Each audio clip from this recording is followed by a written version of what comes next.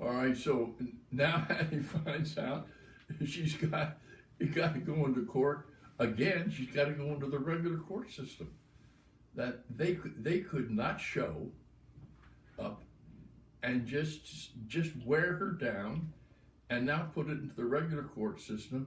And how the heck is she going to be prosecuting a case without a lawyer in the regular court system? And I said, they obviously know what they're doing. These builders are son of a gun. I mean, this is the dirtiest tactics I've ever seen. And I said, I wouldn't let them get away with it. Had he go in there into the regular court and and and you be your own lawyer. And I'm telling you, though, I'll have to get you a lawyer so that you can be a lawyer. And I'll try to get a lawyer to help you. And so she said, okay.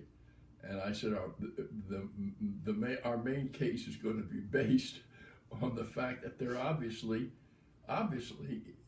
insincere. This builder's trying to wear her down and wear her out. And you're going to make this a centerpiece of your case. You're going to review with the jury just how they've been treating you. And I was able to get Hattie a telephone lawyer who could advise her over the telephone.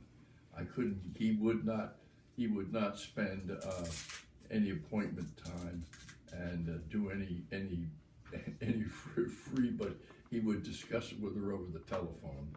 And so he did help her, and he warned her that judges they just hate people who come into a regular court and represent themselves and make fools of themselves and make a fool of the court system and waste everybody's time and, of course, lose a case. So she's going to have to be guarded against that. So we're going to do the very best job we can.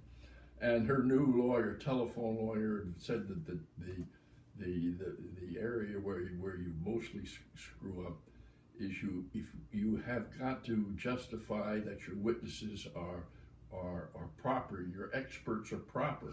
You just can't go into court and bring people up, because you have to give advance notice as to who your witnesses are going to be, who your experts are going to be, and you have to establish why they're there, and so that the other people can counter it. And that's the mistake that the biggest mistake that lawyers, amateurs make.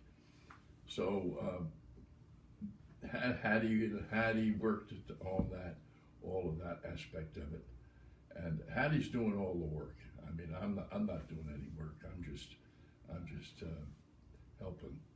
And now comes the first day of the trial. And I'm telling you, Hattie and Andy.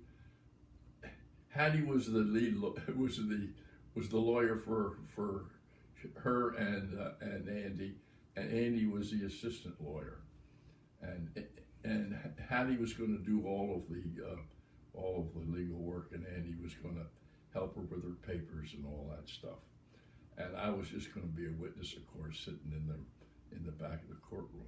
We got in the courtroom, and I'm telling you, I was staggered. It was a big, beautiful courtroom. It looked like we were going into a king's castle. I mean, it wasn't just some makeshift. It was a big courtroom.